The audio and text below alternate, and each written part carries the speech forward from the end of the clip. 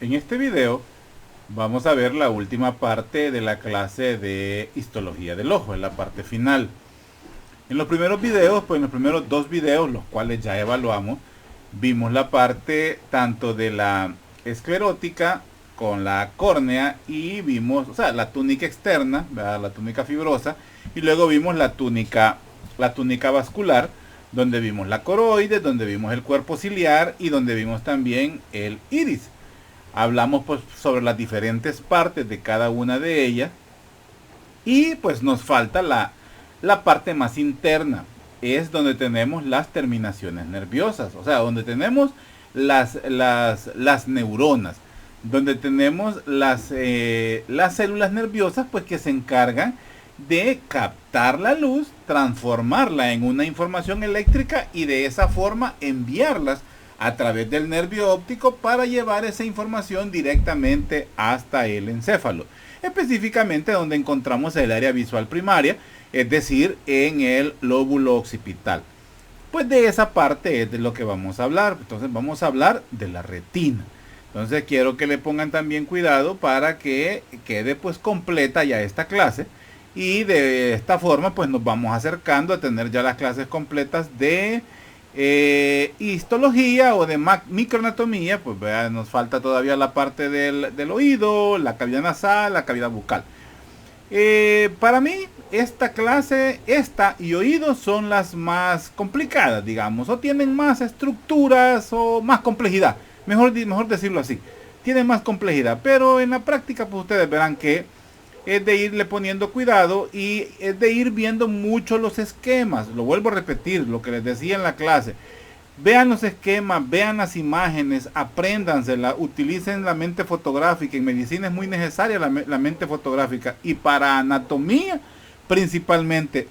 Cuando estudien, les aconsejo para anatomía y para cualquier materia, pero como a mí me interesa anatomía, yo les aconsejo que siempre tengan a la vista una imagen de la estructura que estamos describiendo. Siempre háganlo así. Tengan una estructura. Si tienen una computadora y dos pantallas, pues en una vayan viendo el video o vayan leyendo sus apuntes, y en la otra pues tengan la proyección de la imagen. Si no, pues impriman, y si no, pues lo mejor, consigan el libro, sáquenle copia a los capítulos, en fin. Al final a mí no me interesa cómo lo van a hacer, les debe interesar a ustedes, porque tienen que interiorizar esta información y tenerla a la mano y para la vida, o sea, no solo para mi clase, ¿verdad? Entonces, acostumbren a hacerlo así, créanme que les va a facilitar mucho su aprendizaje. Consejo sano. Pero bueno, veamos ahorita pues la histología del ojo, ¿ok? Permítanme.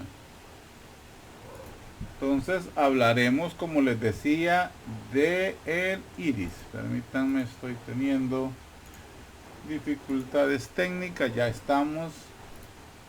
Ok, entonces vamos a hablar de la túnica interna, es decir, de la retina. Algo que hay que tener en cuenta: el ojo en el primordio del ojo, en los inicios, en la etapa embrionaria, si se recuerdan, el ojo viene de una estructura que se desarrolla ahí por la segunda, tercera semana, que se llama la placoda óptica. Esta placoda óptica es la que va a desarrollar el ojo, pero principalmente esta placoda óptica inicial es la que nos desarrolla la retina, específicamente. La retina, el ojo en sí, pero la retina como una capa completamente conformada por neuronas, por fotorreceptores, es una evaginación. Evaginación es una salida, es un saliente. Invaginación es una entrada, o sea, algo que va hacia un crecimiento hacia adentro, y una evaginación es un crecimiento hacia afuera. Entonces la retina viene a ser una evaginación del encéfalo. Por eso les preguntaba en una clase cuál es el único par craneal que no se origina en el tallo encefálico, y la respuesta va a ser el nervio óptico, el par craneal número Número 2, el nervio óptico no se origina directamente del tallo encefálico, se origina del cerebro, del encéfalo directamente. Es una evaginación del encéfalo. Y su primordio se llama cúpula óptica, nos dice en esta literatura que estamos utilizando, pero nosotros lo vimos en embriología como la placoda óptica. También hay una placoda óptica que tiene relación con el oído, pero aquí quiero que nos quede placoda óptica o cúpula óptica en sí. Entonces vamos a ver pues que esta retina está conformada por células epiteliales pigmentarias, es decir, células epiteliales que tienen pigmento, que tienen color, células fotorreceptoras, células de sostén retinianas y células nerviosas. Células fotorreceptoras, células de sostén retiniana son también células nerviosas. Lo que pasa es que la literatura a veces utiliza estos términos como diferenciación. Es decir, en la retina vamos a tener estos tres tipos de células. Todas son neuronas, o sea, todas son células del sistema nervioso, pero unas con función específica, como las fotorreceptoras, que van a ser los conos y bastones, que los vemos a ver más adelante. Hay otras que se ayudan nos ayuda. En la retina hay un andamiaje de células, solo para que no estar en el aire. Le digo andamiaje porque es toda una estructura, es toda una conformación. Estas son las células de la retina, estas que estamos viendo allá. Entonces vamos a ver cómo estas son los conos y bastones. Estas son las fotorreceptoras. Pero todas estas que vemos aquí son células de sostén. Y estas últimas se llaman células nerviosas, porque estas son las que nos vienen a conformar el nervio óptico en sí. Ya vamos a explicar esto, me estoy adelantando y ahorita podemos caer en una confusión. Entonces, pero era para que supieran que si yo preguntara cómo está conformada la túnica interna va a tener células epiteliales retinianas y neuronas, y yo se las pongo buenas. Si me ponen células epiteliales retinianas, neuronas fotorreceptoras y células de sostén, está buena, no hay ningún problema, porque al final todas son neuronas, solo que tienen una función específica. Unas captan la luz, unas captan la luz, otras ayudan a que la estructura de las células, a las interconexiones de las células funcione, y otras son las encargadas de llevar la información, ¿cómo podemos decirle? La información captada, ¿verdad? Interpretada hacia el cerebro. Entonces, pero al final, pues, células epiteliales pigmentadas y neuronas, magnífico, no hay problema. Entonces, vamos a ver pues que la retina pues posee dos capas, por decir así, o dos porciones propiamente.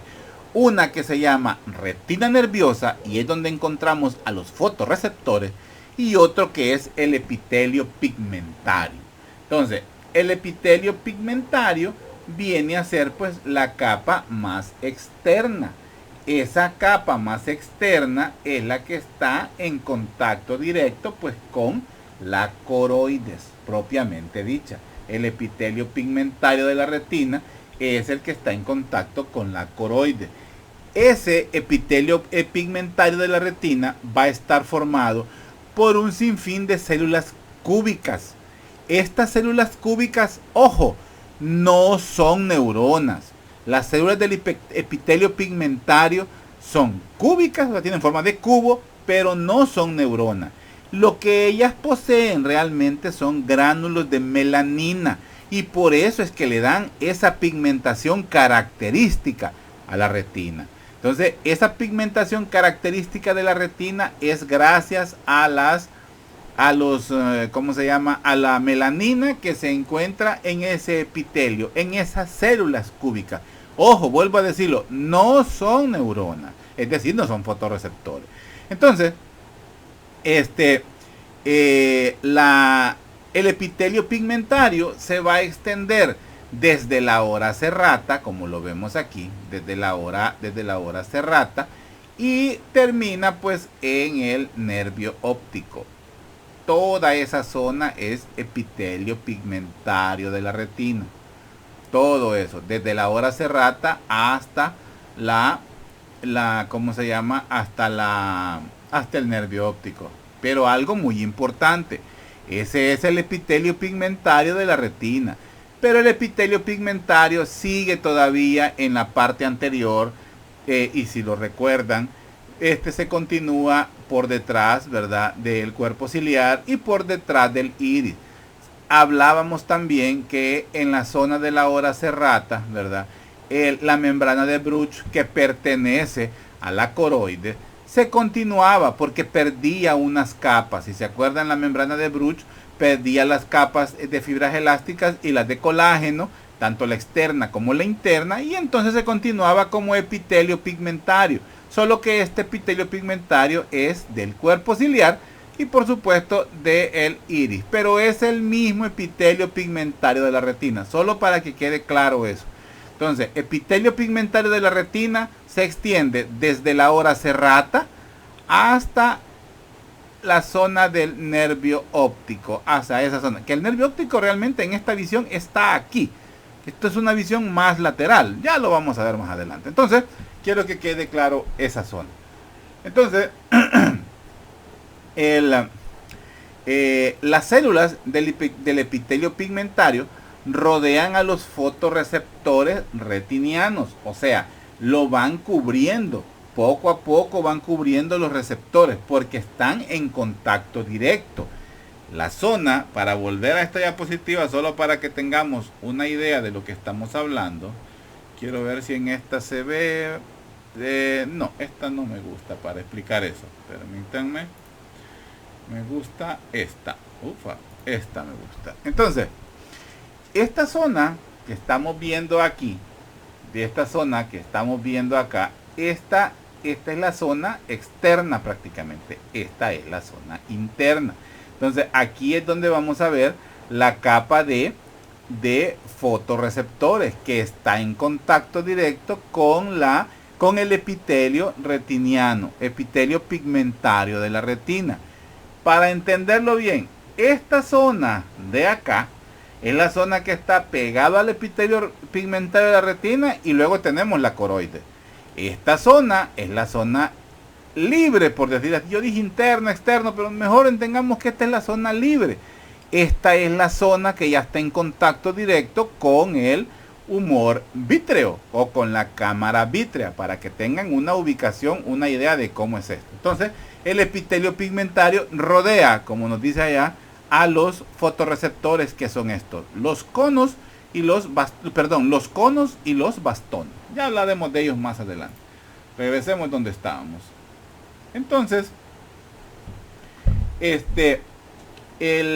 las capas básicas, como dice ahí, son la retina nerviosa, que es donde encontramos los fotorreceptores, y esa retina nerviosa posee dos porciones, una región no visual y una porción óptica. La región no visual es la que reviste la superficie interna del cuerpo ciliar y la superficie posterior del iris, o sea, esta zona de acá, esta zona de acá, esta zona de acá, la de atrás del cuerpo ciliar y del iris. Eso es la porción no visual. De la hora serrata para atrás, o de la hora serrata en sentido posterior, vamos a tener que esa es la zona óptica o la porción óptica de la retina. Como dice, reviste la superficie interna del ojo, excepto la zona del nervio óptico. Es esta zona de aquí del nervio óptico, esa no tiene porción óptica de la retina. En esta zona no hay porción óptica. Es más, a esta zona en algunas literaturas la describe como el punto ciego. Entonces, el sitio donde el nervio óptico se une a la retina, esto se le llama disco óptico. En otra literatura lo podemos encontrar con el nombre de papila óptica. Aquí lo estamos viendo, es esta zona por donde entran la arteria central de la retina. Esta es la misma zona del nervio. Ahora, el nervio no lo vamos a ver como una estructura que penetra, porque toda la retina, las células nerviosas de la retina, aquí confluyen. Y por aquí se ve el nervio. Quiero ver si tengo otra por aquí para entender esa situación de la que estoy hablando. Creo que sí es esta. Esto es lo que le llamamos el punto ciego o la papila óptica. Este ramaje que vemos acá es la arteria central de la retina. Todo este amarillo que vemos acá son las células nerviosas que van a conformar el nervio óptico. Y por aquí se nos va. O sea, para aquí se va el nervio óptico. Y esta era la diapositiva que buscaba. Esta es la donde quería que viéramos cómo se ven las capas. Esto que vemos acá, bueno, este es un corte de acá. Esto de este color es esto. Este es el humor vítreo. Entonces, todo esto que vemos acá es la retina, como dice, aquí le llama retina neural. O la porción óptica de la que estamos hablando. El epitelio pigmentario y el epitelio pigmentario de la retina ya tiene contacto con la coroides y la coroides con la esclera, para que tengamos pues una idea. Espero que nos estemos comprendiendo. Esta es la zona del que se llama la papila óptica o disco óptico, y es donde encontramos, como dice aquí, el punto ciego. Ojo con eso, ¿ok? Aquí, pero tiene su error esta diapositiva, no me había fijado. Aquí dice humor acuoso y esto es humor vítreo. Ok, ahí me la corrigen. Humor vítreo. Humor acuoso es en la cámara anterior y posterior del ojo. Esto es humor vítreo. Sigamos. Permítanme, quiero regresar a la diapositiva. ¿Dónde estaba? ¿Dónde aquí? No. Ya estoy perdido, permítanme. ¿Dónde estoy? Ufa, aquí estamos. Sí, aquí está. Ahora bien, esto del punto ciego no es algo, o de llamarle a esta zona del disco óptico o de la papila óptica el punto ciego, no es algo antojadizo. Realmente es porque es una zona que carece de fotorreceptores. Entonces, en el campo visual, pues es un punto ciego. Realmente es un punto que no capta imágenes, por decir así. Entonces, además, en esta misma zona o aledaña, encontramos la zona de la fóvea. La fóvea es es una zona aledaña al punto óptico, a la papila óptica. Y esta fóvea viene a ser como una zona de depresión. Realmente es poco profunda. Está que a 2.5 más o menos milímetros de laterales a la papila óptica. Pero lo importante de la fóvea es que allí encontramos la zona de mayor agudeza visual. Esa es la zona de mayor agudeza visual. Es decir, el eje visual en sí pasa a través de la fóvea. El eje visual, cuando decimos esto del eje visual, nos referimos a esta situación. Permítanme, quiero ver si la tengo.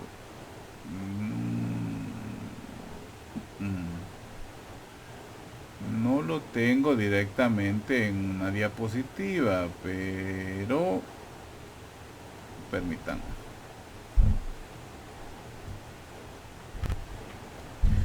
A esto nos referimos. Esta es la zona de la fóvea. El eje visual es la imagen captada, la luz que refleja la imagen, que es pasada por el primer filtro, que es la córnea, y luego el cristalino. Entonces este cristalino proyecta la imagen directamente sobre la fóvea. Entonces por eso decimos que es la zona donde las imágenes pues van a captarse, pues digamos de una forma más nítida. O sea, por eso decimos que es la zona de la mayor agudeza visual, la zona de la fóvea. Además, la fóvea está rodeada por una zona con abundante pigmentación. Esa pigmentación es de color amarillo y se le llama mácula lútea. La mácula lútea rodea a la fóvea en esa zona de ahí. Ella rodea a la fóvea en la mácula lútea. Entonces podemos decir pues que en términos generales, la fóvea es la región de la retina que contiene la mayor concentración y la mejor disposición de los elementos visuales. Es decir, contiene la mayor cantidad de conos y bastones. Ya lo veremos más adelante cómo está la distribución. Pero en esta zona es donde se concentra abundantemente los fotorreceptores. Y la otra capa importante es el epitelio pigmentario, que volvemos a repetir es la capa externa contigua y adherida a la coroides. ¿Por medio de quién? De la membrana de Bruch. Acordémonos que en la zona de la hora serrata, esta membrana de Bruch va a desaparecer, o mejor dicho, se convierte en un componente más del epitelio pigmentario. ¿Ok? Sigamos entonces.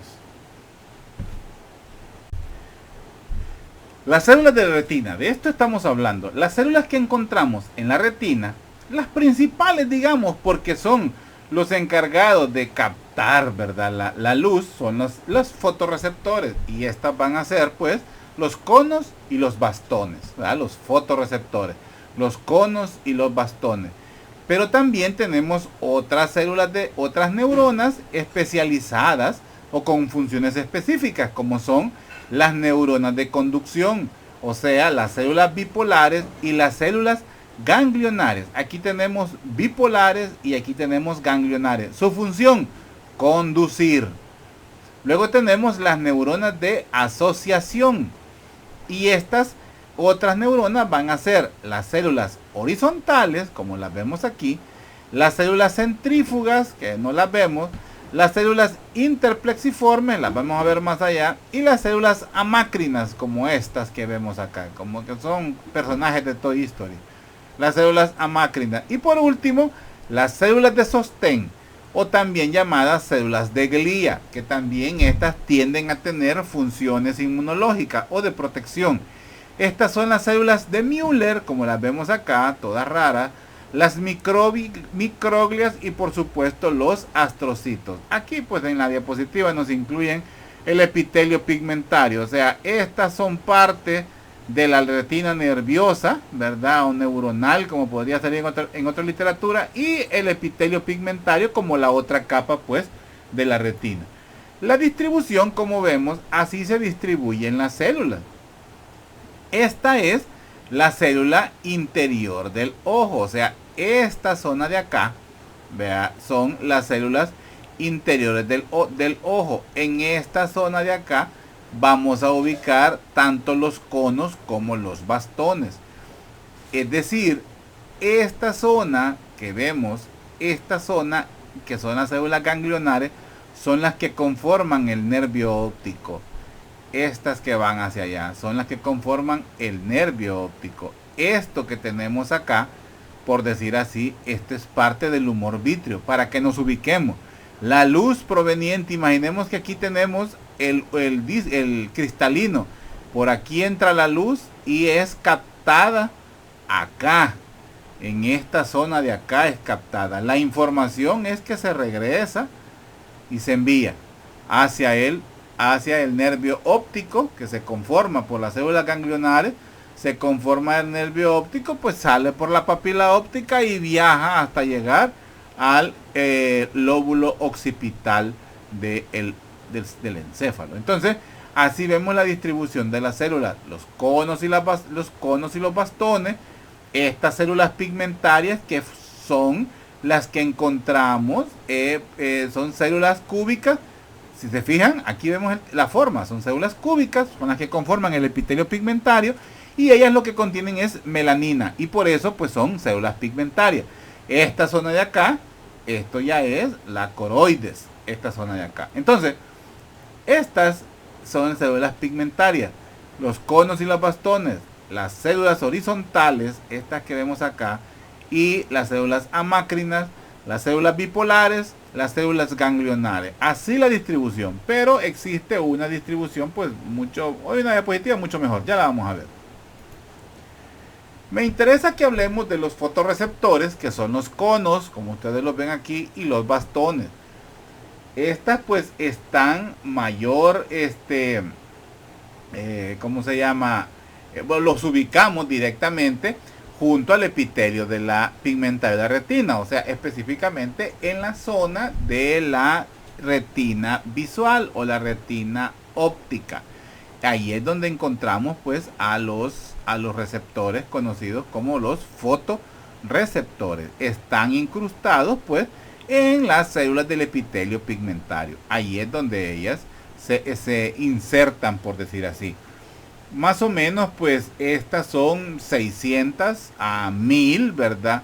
Por, ¿cómo se llama? Que podemos encontrar en una porción en una toma de tejido, ¿verdad? 600 a 1000 unidades de conos y de bastones en una sección. Ahora, estos son términos bien variantes. Podemos decir pues que, ¿cómo se llama? Los que se van a distribuir según pues la zona de la retina. Eso es muy importante. Si ellos se van a distribuir según la zona de la retina. En la fovea no es que no encontremos bastones, es que lo que abundan más son los conos. Los conos están relacionados más con la visión diurna, o por decir así, con la visión que tiene que ver con la luz. Y los bastones tienen que ver más con la visión nocturna. Entonces, la agudeza visual va a depender de la luz. Por eso los conos van a ser los más abundantes en la zona de la fovea, ¿verdad? Entonces, los bastones se ubican más en la periferia de la retina. Pero no es que en la fovea no existan bastones. Claro que sí. Solo que abundan más los conos. Y en la periferia vamos a encontrar más bastones. Pero también vamos a encontrar ¿cómo se llama? Conos. Como dice aquí, en el resto están mezclados. O sea, realmente en toda la retina óptica encontramos ambas células, ambos fotorreceptores, pero son más abundantes los conos en la fovea, los bastones en la periferia de la retina. Eso es lo que me interesa que se quede claro. Ahora, los bastones se van formando constantemente, están en constante recambio. Ellos pues se separan, se liberan y se van a eliminar, ¿verdad? Los bastones viejos, ¿verdad? Ahora, ¿cómo se llama? Los conos, una cosa importante de ellos. En sus extremos, los que tienen en contacto con el epitelio pigmentario, encontramos unas estructuras que se llaman los discos o discos libres, que es el segmento externo de ambos. Estos están conformados por discos. Estos discos que encontramos son los que tienen contacto directo con el epitelio pigmentario. En los conos, estos discos son los que están en mayor recambio en comparación con los bastones. Los bastones se destruyen por completos y se cambian nuevos por viejos. En los conos, lo que se cambia más frecuentemente son los discos. Son los discos que están en contacto pues con el epitelio pigmentario. Los bastones, pues vuelvo a repetir, van a ser sensibles a la luz brillante, ¿verdad? Estos van a ser más sensibles a la luz brillante. Por ende nos ayudan más a ver en la oscuridad. O sea, son los que nos ayudan a ver o a tener una mejor visión durante la noche. Los conos son más sensibles al color. O sea, a la luz con color, por decir así. Entonces son más sensibles a tonos rojos, verdes y azules. Así manejamos la información. Conos son más sensibles a los colores. Y en esto vamos a describir rojo, verde y azul. Y los bastones más que todos a la luz brillante. Por ende, los bastones nos ayudan a tener una mejor visión durante la noche. Y los conos a tener una mejor visión durante el día. Solo en la fovea hay aproximadamente por milímetro cúbico 150.000 bastones en la, ¿cómo se llama? En la fóvea. Y si los bastones van a ser la cantidad, o la cantidad de bastones que encontramos es menor, solo es para que te hagan una idea. Esas cantidades no las voy a preguntar, por eso no es parte de la clase, solo es para que tengan una idea. Vea. Ahora, repitiendo, en el disco óptico, en la papila óptica, en el punto ciego, no hay fotorreceptores. Así vemos la distribución, por ejemplo, de conos, ¿verdad? En una zona, en una zona externa, ¿verdad? Se me fue. En la zona de la retina periférica. En la zona de la fóvea vamos a encontrar pues la mayor cantidad pues de conos en la zona de la fóvea. Pero estos solo son como datos así generales. Sigamos. En relación pues a las neuronas de la... Aquí estoy, sí. A las neuronas de la retina, cómo está la distribución, vamos a ver que todas estas neuronas, junto a la célula fotorreceptora, son las que van a procesar la información de la retina. Directamente quienes interpretan toda la información, pues vienen a ser las células fotorreceptoras, las que ya hablamos. Pero estas también tienen acción o tienen función en los procesos de transportar y de interpretar de otra manera pues la información captada por las fotorreceptoras y llevada pues hasta nivel pues de las células ganglionares, que son las últimas, y llevar la información pues hasta conformar pues el nervio óptico. Entonces es importante saber que la información va a pasar por 4 etapas o por 4 fases, mejor llamémoslo así. Entonces, donde tenemos la fotorrecepción, que se da pues en las células fotorreceptoras, las que ya vimos, los bastones y los conos. Luego vamos a ver que hay una transmisión sináptica. Esta transmisión sináptica va a ser más que todo a nivel de las células bipolares. Las tengo en desorden, pero así me las aprendí yo. O sea, es cuestión de didáctica más que todo. Entonces tenemos las células bipolares. Esa es la zona donde se da la transmisión sináptica. Ojo, quiero que mejor les digo las fases y luego las explico. La primera es la fotorrecepción, y que se da a través de las células bastones y conos. Luego tenemos la segunda fase, que es la transmisión sináptica. Aquí intervienen las células bipolares. Luego tenemos la transmisión sináptica también, pero aquí son las que intervienen las células ganglionares. Esta otra. Y la última es la transmisión a lo largo del nervio óptico. Y esta zona también es llevada gracias a las células ganglionares. Entonces, esas son las 4 fases. Ahora, la diapositiva, lo que demuestra la diapositiva más que todo es cuáles son las células que encontramos y cuál es su función. Pues no quiero que se confundan, por eso se las digo aparte mejor. La fotorrecepción, transmisión sináptica por células bipolares, transmisión sináptica por células ganglionares y transmisión a lo largo del nervio óptico. Estas son las 4 fases por los que pasa la detección de la luz para ser llevada desde la retina hasta el encéfalo. Entonces, ahora lo que me interesa que veamos cuáles son las células que intervienen en todos esos procesos. Ya vimos la fotorreceptora. Ahora veamos las células horizontales y amácrinas. Su función: conectar de forma lateral y modular la transmisión. Las células horizontales y amácrinas. Quiero ver si las podemos ir viendo en una sola vez aquí.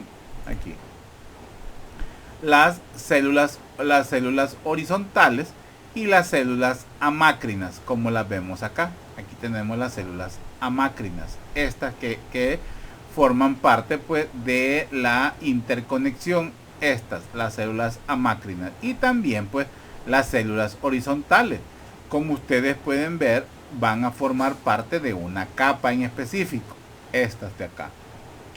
Volvamos donde estamos. Luego tenemos las células bipolares. Estas se conectan a la sinapsis de las fotorreceptoras y la transmiten a las ganglionares. Células bipolares, o sea, células con dos polos. Veámoslas acá. Las células bipolares. Estas, espérenme, ¿dónde están estas células? Estas las tenemos en esta zona de acá. Células bipolares se unen a la sinapsis que hay entre las horizontales, en este caso, y las células fotorreceptoras. Ellas se unen a la sinapsis, o sea, ayudan a transmitir información, y la vamos a ver también en la capa nuclear interna. Volvamos. ¿Dónde estoy? Me pierdo, aquí está. Luego vemos las células ganglionares. Las células ganglionares, sus axones viajan desde el ojo, es decir, desde la retina, a través del nervio óptico. Algunas especializadas pueden detectar la luz y regular los ritmos circadianos. Esto es muy importante en los ciclos de vigilia y sueño. Las células ganglionares, las únicas que pueden interpretar la luz o captar la luz son las fotorreceptoras, conos y bastones. Pero las células ganglionares pueden tener la capacidad de detectar la luz, y ese proceso nos ayuda en lo que conocemos como los ciclos circadianos. Lo vemos más adelante. El ciclo circadiano tiene que ver con el ciclo vigilia-sueño, es decir, lo que nos activa o lo que le indica al cerebro ya es hora de dormirse o ya es hora de despertarse. Tiene que ver cómo se capta la luz gracias a las células ganglionares. Y por último, no enseñaba aquí, permítanme, las células ganglionares son las últimas que vamos a ver acá. Son las células ganglionares, es la capa de células ganglionares, pero estas son las células últimas, que son las que nos conforman el nervio óptico. La unión de todo, este es un segmento nada más, este es un pedacito de la retina. Todos estos axones de la célula ganglionar son los que conforman el nervio óptico. Volvamos. ¿Dónde estoy? Aquí. Y por último, las células interplexiformes. Estas, junto a las horizontales y a las amácrinas, son compuertas que modulan los impulsos entre las fotorreceptoras y las ganglionares. Acordémonos que la fotorreceptora es la que capta, la ganglionar es la que lleva. Entonces estas funcionan como un controlador de esa información. Las células interplexiformes, y esas las vemos acá. Vea, las células interplexiformes. Permítame, ¿dónde están estas? Creo que tienen otro nombre, por eso es que me he topado acá. Permítanme. Y es que esa información sí se me ha ido. Ok. Sí, estas células interplexiformes sí realmente no aparecen en la diapositiva. Pero es que a mí se me olvidan las cosas también. O sea, no crean que lo tengo todo al dedillo. Se me había ido por alto un detalle. Las células interplexiformes pues tienden no siempre a estar presentes, pero son células ubicadas principalmente siempre en la capa plexiforme. Volvamos a ver acá. En esta zona de acá podemos encontrar a las células interplexiformes, ya sea en la plexiforme interna o en la plexiforme externa. Su forma aproximada la encontramos en esta diapositiva. La ubicación es estas que encontramos acá, en esta zona de acá, junto a las bipolares, y si se fijan, tiene un parecido con una célula, ¿cómo se llama? Con una célula amácrina ubicada en esta zona de acá. pudiera simular una máquina. Lo que pasa es que supuestamente su prolongación de dendritas es mayor, pero su ubicación no siempre está presente, por decir así. Además, como decía en la diapositiva anterior, pues una función principal de ellas son compuertas o modular la información. Sigamos. Aquí pues hablamos sobre las funciones de esas células ganglionares. Ellas pues un pequeño porcentaje de células ganglionares, vea, de la retina, pues son capaces de detectar la luz. Esas células reciben el nombre, son especiales, no son todas, por eso es que es un pequeño grupo. Son las células ganglionares retinianas intrínsecamente fotosensibles, y ¿cómo se llama? Las se conocen con esta abreviatura: células ganglionares retinianas intrínsecamente fotosensibles, CGRIF. Son las que tienen la capacidad de detectar directamente la luz.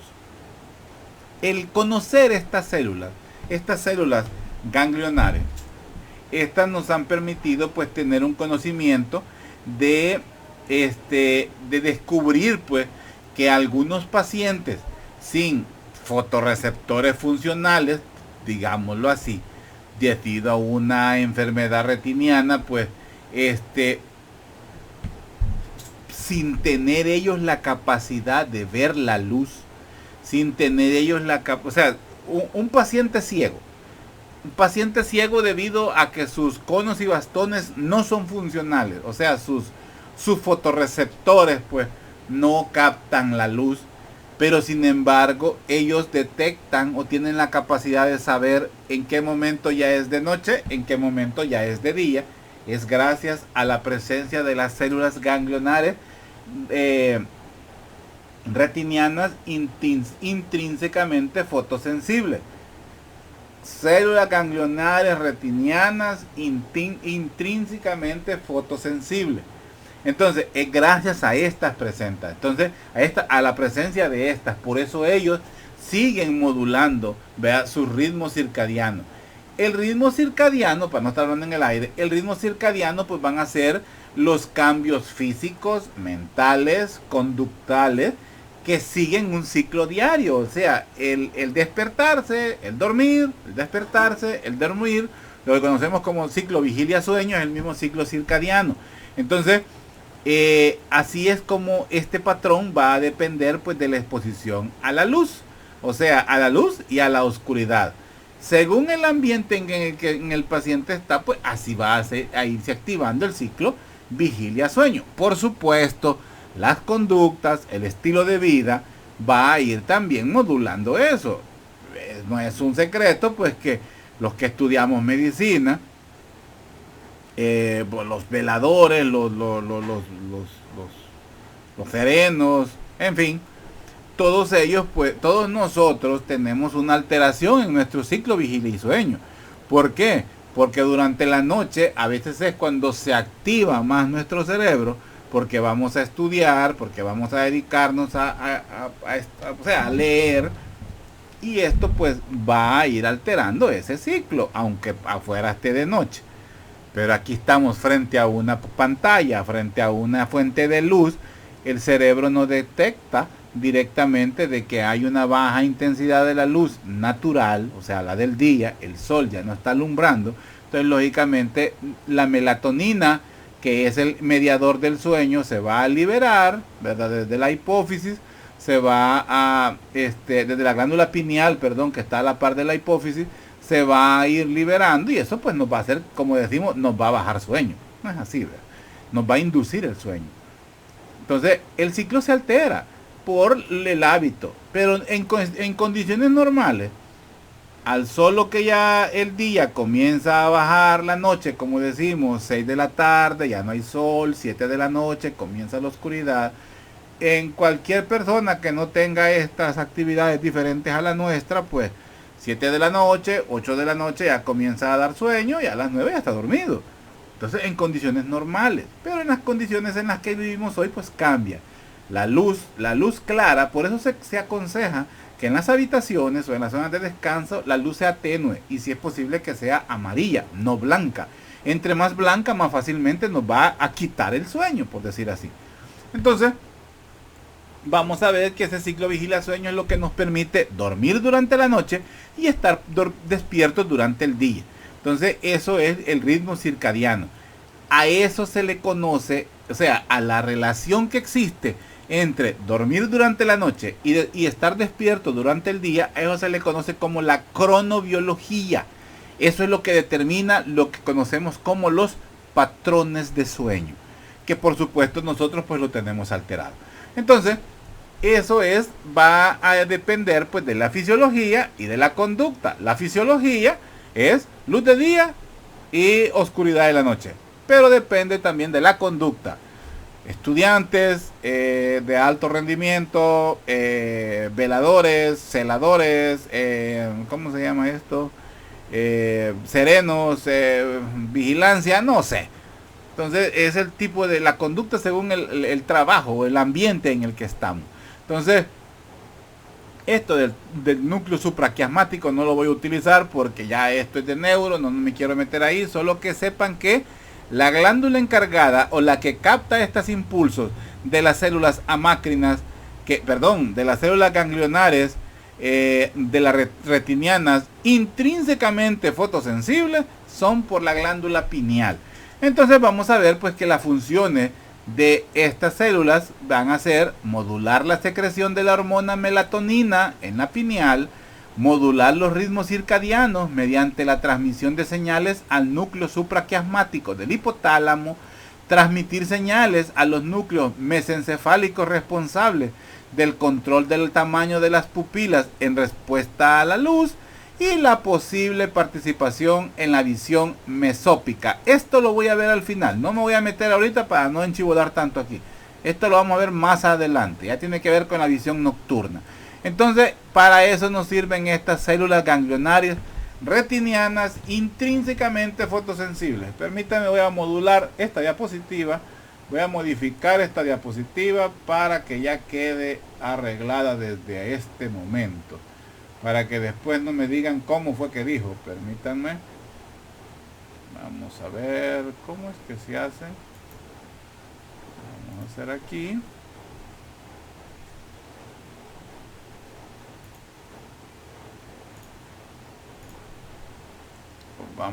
La vamos a modificar en vivo. Esto nunca lo he hecho. Vamos a ver. Vamos a pasar acá. Esta va a ser una modificación en vivo.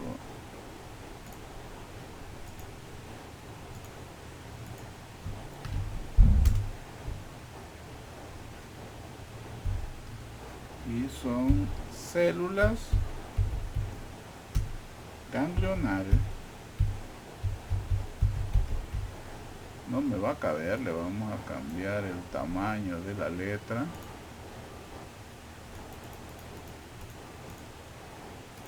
Células ganglionares retinianas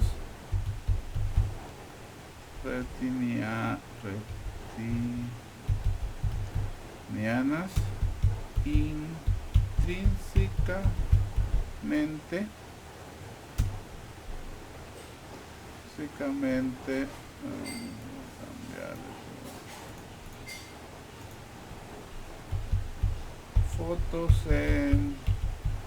fotosensible. Este es el nombre, nunca se lo había puesto. Intrínsecamente fotosensibles. Bueno, siempre me va a quedar con ese paréntesis muy cholo. El demás.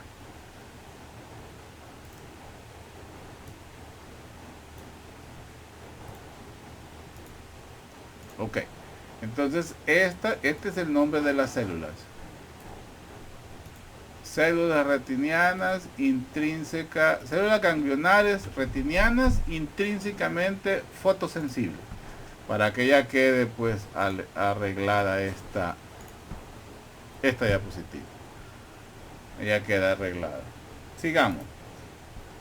Estas son lo que llamamos la retina sensorial o la retina nerviosa o la retina que es óptica, vamos a ver que está compuesta por 9 capas. Todas estas capas son las capas de la retina. Entonces van a estar compuestas por diferentes células, como ustedes pueden ver. En otra literatura, el epitelio pigmentario de la retina es incluido como una de las capas de la retina nerviosa, pero como ya sabemos, es un epitelio que lo que tiene es melanina en las células cúbicas. Entonces no lo vamos a tomar en cuenta como parte de la retina nerviosa o como parte de la retina óptica, ¿ok? Entonces vamos a ver pues que es algo que está asociado. Ya sabemos que los fotorreceptores están acuñados o están dispuestos sobre la capa del epitelio pigmentario de la retina. Entonces me interesa que conozcan todas estas. No me voy a poner a describirlas porque aquí solo nos está describiendo cada una de ellas. La capa de fotorreceptores, que es esta, encontramos los conos y los bastones. Inmediatamente al epitelio. Ya sabemos que por aquí abajo está el epitelio. La membrana limitante externa, que es esta, la membrana limitante externa, zona de unión de adherencia entre las células de Müller, estas que vemos aquí. Luego la capa nuclear externa, núcleo de las células fotorreceptores, que son 8 a 9 filas. Núcleo de las células fotorreceptores. En esa zona es donde encontramos los núcleos de los fotorreceptores, o sea, de los conos y bastones. Es la nuclear externa. La capa plexiforme externa. La capa plexiforme externa, es la prolongación de las conexiones sinápticas. Es donde se da la unión de las células fotorreceptores, de las bipolares y de las horizontales. Horizontales y bipolares. La sinapsis es la unión. Y así sucesivamente se describen todas las células. Y aquí su descripción histológica, como las vemos acá. Todas estas. Así que ustedes así me las estudien. Estas solo son imágenes de ¿cómo se llama? Para explicar, de las que hemos estado utilizando para explicar. Esta la acabo de incluir. Y nos vamos a hablar de áreas especializadas de la retina, como son la papila, la mácula y la fóvea, que ya lo describimos prácticamente. La papila óptica es esta zona de acá. Esto es la papila óptica, pero también es esto de acá. La papila óptica, por donde encontramos el ingreso de la arteria central de la retina, o el abandono, por decir así, cuando abandona el nervio óptico. Vamos a ver que aquí los axones de la capa de fibras nerviosas, es decir, todos los axones de las células ganglionares van a converger en esta zona. Aquí se van a unir todos los axones del nervio óptico. Todos los axones que vienen de las zonas, de todas las zonas de la retina, van a converger en la papila óptica. Entonces, en esa zona es donde se da el origen directamente del nervio óptico. Esa zona en especial carece de fotorreceptores. Y ya lo vuelvo a decir, es el punto ciego en el campo visual. Luego tenemos la mácula. La mácula, como lo vemos acá, esto es la mácula, está cerquita a 2 y pico milímetros, ¿verdad? De la papila óptica. Ahí encontramos la mácula lútea, así se llama, la mácula lútea. Es que en sí pues una pequeña zona amarillenta, como la vemos acá. Una pequeña zona amarilla, más o menos 2.5 milímetros. Va a estar 2.5 milímetros a un lado de la papila óptica.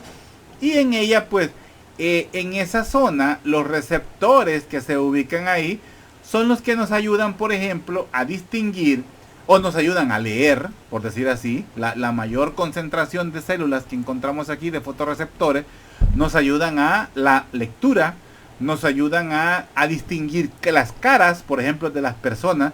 Y en esa zona principalmente volvemos a encontrar abundantes conos, ¿verdad? En la zona de la mácula. Luego entendemos que al centro tenemos la fóvea. Aquí la vamos a tener compuesta exclusivamente. Ojo con ese dato, exclusivamente, pero siempre hay bastones. Pero el predominio son los conos. Cada uno de estos, y aquí tiene una muy importante de este punto de reparo, o detenernos a entender esta zona. En esta zona de aquí, pudimos ver que en las capas de las células, podíamos ver como los fotorreceptores, como lo podemos ver aquí, tienen unas diferentes conexiones con células, y las últimas sinapsis son con la célula ganglionar, que es la que conforma el nervio óptico. Ojo, así se mantiene casi en toda la retina. Pero en la zona, me vuelvo acá, pero en la zona de la fóvea, o sea, en la zona de la fóvea, vamos a ver que además de la célula bipolar, perdón que aquí no les mostré la bipolar, solo les enseñé la ganglionar, donde estoy, aquí está. Aquí tenemos una célula bipolar, una célula fotorreceptora, una célula bipolar, una célula ganglionar. En estas quiero que pongan importante reparo. La bipolar utiliza las células, la célula bipolar, perdón. La célula bipolar utiliza como mediadores, por ejemplo, las células amácrinas. Por ejemplo, la fotorreceptora pasa la información a la bipolar y la bipolar a la ganglionar. Pero en medio encontramos amácrinas y encontramos horizontales. Pero en la fóvea la cosa cambia. En la fóvea, una célula bipolar puede tener contacto directo con la... de hecho, la bipolar tiene contacto directo con la fotorreceptora. Y la bipolar, contacto con la ganglionar. O sea, una cadena sin tener mediadores. Pero que no los estén chivolando. Es decir, en la zona de la fóvea vamos a encontrar, no vamos a encontrar una célula mácrina, ni vamos a encontrar una célula horizontal, sino que una conexión directa entre fotorreceptora, bipolar y ganglionar. ¿Se entiende? O sea, es una conexión directa entre estas tres células. Cuando normalmente vamos a encontrar que hay mediadores, que hay células en medio, por decir así. Y estas células que están en medio, que están en esta zona, como la horizontal o como la máquina, son moduladores de la información. Pero en la zona de la fóvea es una sola comunicación. Espero que se entienda esa información. Eso es en la zona de la fóvea. Y por ende es donde vamos a tener una visión, es la zona del eje visual, ya expliqué eso. Y ahí vamos a tener una visión a color muy detallada, porque la información viaja directamente al cerebro, por decir así, y es la zona donde se abunda la mayor cantidad de conos. Luego tenemos la retina periférica, o sea, la zona que ya no es fóvea, la zona que ya no tiene la mácula lútea, o sea, toda la periferia de la retina. Entonces aquí vamos a tener en cuenta pues que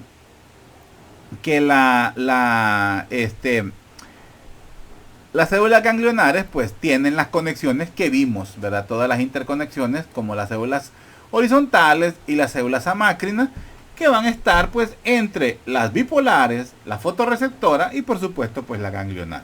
Entonces, la resolución en la zona de la periferia de la retina va a ser pues más baja, y a esa es la que le conocemos como la visión periférica. Y ustedes pues ténganlo en cuenta, su eje visual está directamente proporcional a la zona que están enfocando ahorita. Si ustedes están viendo este video, están viendo la imagen si ustedes están oyendo este video, están viendo esta diapositiva, que estamos hablando de las áreas especializadas de la retina. Eso están viendo ustedes directamente, pero su visión periférica está viendo la pared, o no sé enfrente de qué están ustedes. Están viendo la pared, están viendo la mascota, el chucho que tienen abajo, la mesa, el lapicero que tienen pero no lo están enfocando directamente. Es decir, que lo que está en la visión periférica no tiene una definición nítida.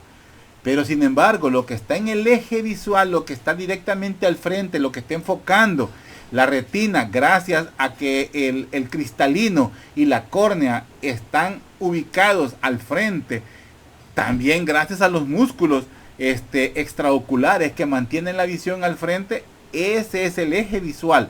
Y esa luz o eso que ustedes están viendo con nitidez es porque se está reflejando directamente en la zona de la mácula y por supuesto en la fóvea que está al centro.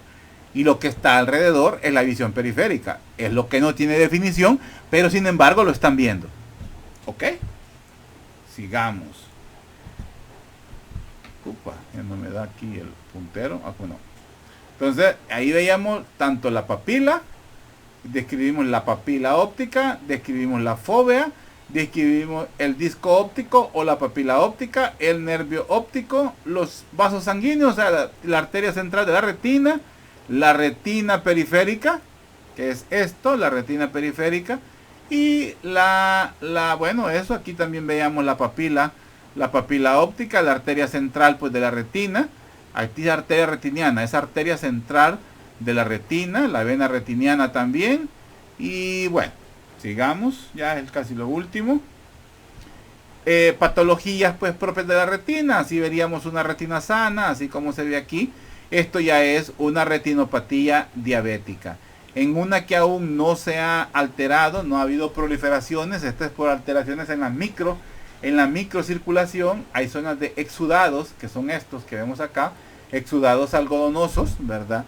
Son como cálculos, por decir así, que se van formando porque hay microhemorragias, ¿verdad? Es alteraciones en la microcirculación, y en una pues ya proliferativa estos exudados se vuelven duros, hay hemorragias más grandes y la vascularidad pues se va a alterar. Por ende pues puede haber pues ya hasta la conformación de tumores y el paciente pues pierde la visión, así de sencillo. Otra muy frecuente debido a traumas y debido a otras patologías es el desprendimiento de retina. Esto que vemos acá, la retina se desprende. Es una capa que se va a desprender desde la coroides. Se va también el epitelio pigmentario y se separa. Así se puede ver el ojo o así también ya en situaciones más avanzadas. Por ende hay pérdida pues de la visión. Pacientes hipertensos pues podemos ver desprendimientos de retina. Hablemos un poco del cristalino. Vea, el cristalino pues es una estructura avascular. Esto es lo primero que me gusta mencionar. No tiene vascularidad. Él se nutre directamente por el humor acuoso en la parte anterior y por el humor vítreo en la parte posterior. El cristalino.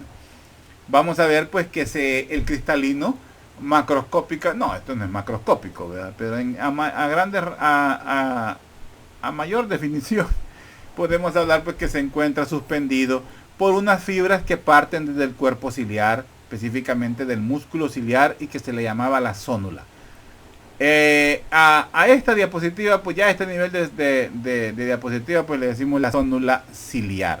Esas fibras, ¿verdad? Son fibras pues que suspenden de forma radial, pues, ¿verdad? Al cristalino. Y estas fibras están constituidas principalmente por una proteína que se llama fibrilina, así se llama. La proteína se llama fibrilina. Ese es el componente principal de la zónula ciliar, se llama fibrilina. El cristalino pues es una estructura biconvexa, transparente, blanda y compuesta por cristalina. El componente del cristalino, que es una proteína, se llama cristalina. Y está todo alrededor pues de la cápsula. Es esto que vemos acá. Esto es la cristalina. Y el componente de la zónula ciliar o de la zónula se llama fibrilina. Ojalá que no nos olvide eso. Entonces, los fenómenos que hacen que el cristalino aumente de tamaño, o sea, aumente su curvatura o disminuya su curvatura, es lo que conocemos como la acomodación. Entonces eso va a determinar pues cuando hacemos una visión cercana o cuando hacemos una visión pues lejana. Entonces el músculo ciliar pues va a contraerse y por ende va a relajar este ligamento suspensorio del cristalino, que es la zónula, y de esta forma pues se va a hacer pues más convexo. y va a aumentar pues su poder de convergencia, o sea, cuando es en objetos cercanos. En objetos lejanos pues ocurre completamente lo contrario. Como decimos aquí, la cápsula, este es el espesor de una cápsula, que es esto, compuesto de cristalina, es material hialino, pendiente colágeno, ¿verdad? Tiene pues también una capa de células epiteliales cúbicas en la zona más interna o abajo, como dice ahí, vamos a encontrar, ¿cómo se llama? Células epiteliales cúbicas, que es el epitelio propio del cristalino.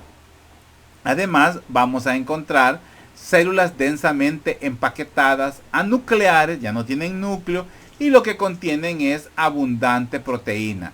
La cristalina al centro, que se va a ubicar según vaya haciendo la necesidad en la periferia, y por ende pues es transparente. Esto pues ya lo dijimos, esto pues es parte del epitelio propio y el cristalino que vemos en esta zona de acá. Quiero ver qué más tenemos, pues más o menos eso. El cuerpo vítreo, que es la parte posterior, ¿verdad? Es tejido principalmente pues de sostén, especializado, compuesto por hialocitos, son fibras de colágeno, y también abundante matriz extracelular, que lo que contiene bastante es ácido hialurónico. No es directamente algo líquido, es más gelatinoso la consistencia del humor vítreo. Es más que todo pues gelatinoso. La cámara anterior, esta de acá, la cámara anterior y la cámara posterior. La cámara anterior pues vamos a encontrar porque la comunicación de esta es a través de la pupila, ¿verdad? De la apertura pupilar, entre la cámara anterior y la cámara posterior. En los ángulos vamos a encontrar pues entre la córnea y la raíz del iris encontramos una malla trabecular, que es donde encontramos el ángulo de drenaje iridocorneal. Por de ahí es donde se drena, y hay normalmente pues cierta resistencia a que el humor acuoso pues pase a través de la malla trabecular. Eso pues es lo que permite que exista cierta presión normal a nivel de la cámara anterior, que es ahí donde se mide, porque donde se produce en la cámara posterior, que ya lo hablamos. Entonces, ahí es donde se da hay una constante presión de reposo que se genera por la producción y por supuesto por el drenaje, ¿verdad? Entonces, esa presión intraocular, este dato sí es importante, es de 10 a 22 milímetros de mercurio. Esa es la presión normal del humor acuoso. 10 a 22 milímetros de mercurio. Ojalá no se les olvide, porque se los voy a preguntar en el examen. Eso es más o menos. ¿Y qué más? Pues el humor acuoso es muy similar al líquido cefalorraquídeo. Más o menos se segrega 2 milímetros por minuto. Las células epiteliales del cuerpo ciliar pues son las que lo producen. Pregunta que ya les hice. Y pues va a nutrir a todas las células que bañan. La malla trabecular. En la zona de la reabsorción pues tenemos la malla trabecular, donde tenemos el puntero ahorita. Allí encontramos el canal de Schlemm, y esto pues se dirige al seno venoso escleral, que es donde ya se viaja, por decir así, viaja al torrente sanguíneo, porque acordemos que se parece al líquido cefalorraquídeo, consistencias similares a la solución salina normal, al suero, ¿verdad? Y bueno, por aquí terminamos la clase. Así a manera de resumen, pues digamos que el humor acuoso pues es producido por el cuerpo ciliar, específicamente por el epitelio, ¿verdad? Del cuerpo ciliar. Atraviesa pues la pupila, se drena a nivel de la malla trabecular a través del canal de Schlemm. La córnea se va a mantener translúcida gracias a las células endoteliales que que estas bombean iones, ¿verdad?, hacia la superficie interna y eso le permite pues ser transparente. La uvea, ¿verdad?, que es la donde encontramos la coroides, el cuerpo ciliar y el iris, ¿verdad? Vamos a encontrar abundantes melanocitos, por eso su color y también por la abundante vascularidad. Los fotorreceptores de la retina, pues estos se mantienen en contacto directo con el epitelio pigmentario de la retina. La retina está irrigada por una sola arteria, esto sí es muy importante. Esta única arteria se viaja a la par del nervio óptico y así penetra a el ojo en la parte posterior. ¿Cómo se llama esa arteria? Ya no lo voy a decir porque ya se las dije muchas veces. Todas las fibras del nervio óptico son principalmente células, los axones de las células ganglionares de la retina. La zona de mayor concentración de conos específicamente en la mácula, pero primordialmente en la fóvea. Los responsables de la visión, pues, estos son los bastones son responsables de la visión nocturna porque detectan la luz brillante y los conos son los responsables de la detección de los colores rojo, verde y azul. Además, pues vamos a ver que las capas, bueno, las capas ya las hablamos, ¿verdad? La capa externa, la capa fibrosa, la capa vascular o la uvea y las capas de la retina. Y del glaucoma, pues que hablamos que se debe principalmente a esto creo que no lo había dicho, así como se debe también a una mala absorción, a un mal drenaje, difícilmente se va a deber a una hiperproducción de humor acuoso. La principal causa es la disminución del ángulo iridocorneal. Eso no lo había dicho. Creo que no lo había dicho en las clases anteriores. En los videos anteriores. Es disminución del ángulo iridocorneal. Y por último, a lo que les debía, lo de cómo afecta al ojo la intensidad de la luz. Entonces, vamos a ver pues la iluminación intermedia, que aquí es donde intervienen pues las células ganglionares retinianas intrínsecamente fotosensibles. Aquí es donde nos ayudan para la iluminación intermedia. La alta luminosidad es lo que se llama la visión fotópica. Vea que aquí se activan los conos, que son los capaces de percibir el color. A baja luminosidad, más que todo, por ejemplo, en la noche, por decir así, aquí se activan los bastones de la retina que anulan la percepción del color, porque aquí lo que se utiliza es la luminosidad, a baja luminosidad. ¿Ve? Entonces lo que detecta es la luminosidad de la luz, por eso es que ahí se activan los bastones. Entonces aquí son porcentajes de los que ya no vemos bien de noche, por ejemplo. Y la iluminación intermedia, ¿verdad?, que provoca la pérdida de sensibilidad, actúa tanto en los conos como en los bastones. Estos son los niveles que se presentan durante la conducción nocturna, o sea, cuando nos trasluza, ¿verdad? Cuando la luz es demasiado alta, ¿verdad?, los conos fallan, los bastones absorben más luz luminosa, por decir así, o luz más intensa, y eso pues ayuda a perder un poco lo que llamamos que nos trasluza la luz, ¿verdad? Entonces, pero eso nos ayuda a ir desensibilizándonos al contraste, o sea, el contraste que se da entre la luminosidad y la oscuridad, y eso es gracias a las células, ¿cómo se llama? Retinianas intrínsecamente fotosensibles. Y bueno, hasta aquí terminamos pues con la clase. Vea este tema así como regalo como regalo de anatomía, pues la vamos a evaluar. Permítanme, quiero salir de aquí, no le hallo cómo es. Ok.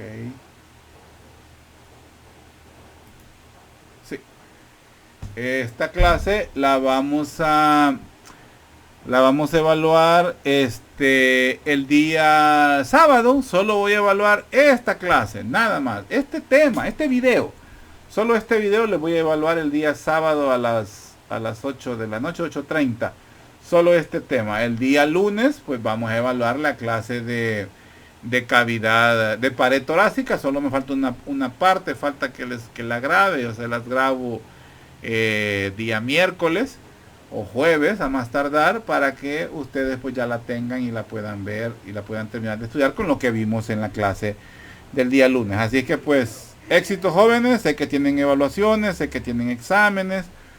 Deseo que salgan bien, ¿verdad? Deseo que obtengan buenas notas. Sé que el día miércoles como que tienen un parcial, parece, o no me acuerdo, me dijeron ahora, no me acuerdo.